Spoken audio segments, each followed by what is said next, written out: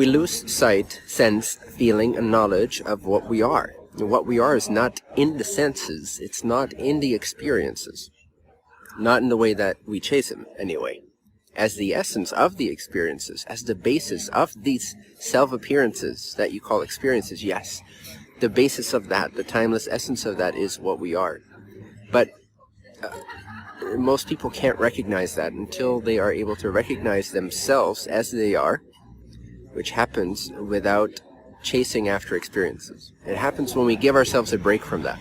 Now, one of the main sort of comments that I tend to get to that, of a not negative nature but arguing nature, is that we came here for the experience. All heard this one, right? So when we instruct along the lines of transcending experiences by not letting them affect us, and by seeing that what we're actually looking for, the happiness, is not found in the experiences, then the objection by the ego is, but we came here, the spiritual objection by the ego is, we came here for the experiences.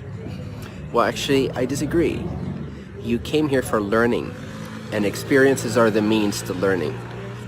When you try to get from destination A to destination B, you need a vehicle. The vehicle for learning is experiences, it's catalyst, it's challenge, it's interpretation, it's symbolization, it's manifestation. So as you're trying to learn about yourself, about the Creator, about who you are, you need experiences. You need the vehicle of experiences, body, mind, and world, and so forth, other selves. You didn't come here for the experience to taste the wine, to taste the chocolate, to taste the cigar. That's not why you came here.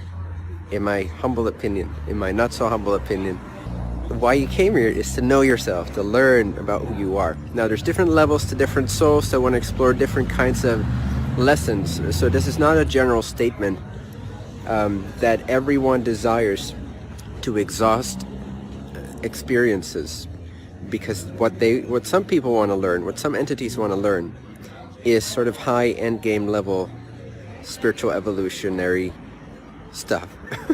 It's the Creator knowing itself. It's the direct teachings, the end of the line kind of stuff.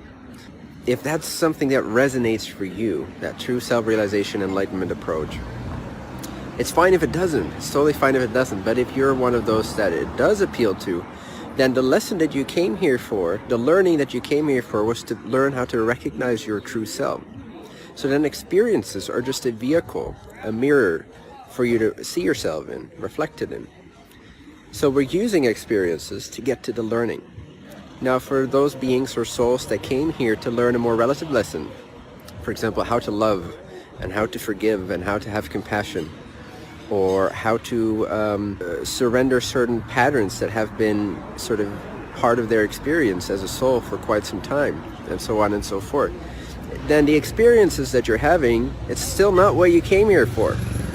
Even if you didn't come here to transcend all experiences, you still came here for learning, in my opinion. So the learning that you're here to do, you need the experiences to do that learning. Once you've learned what you wanted to learn from those particular experiences, the experiences exhaust themselves. You are no longer needing those experiences, and therefore you will no longer typically attract those types of patterns or catalytic reflections and so forth. So once the learning has been accomplished, the vehicle, which is the means to the learning, in this case experiences, have been exhausted, and your interest in them is exhausted. And then if you were someone who was interested in a relative lesson, now a new lesson opens up that needs new types of experiences, new themes of experiences.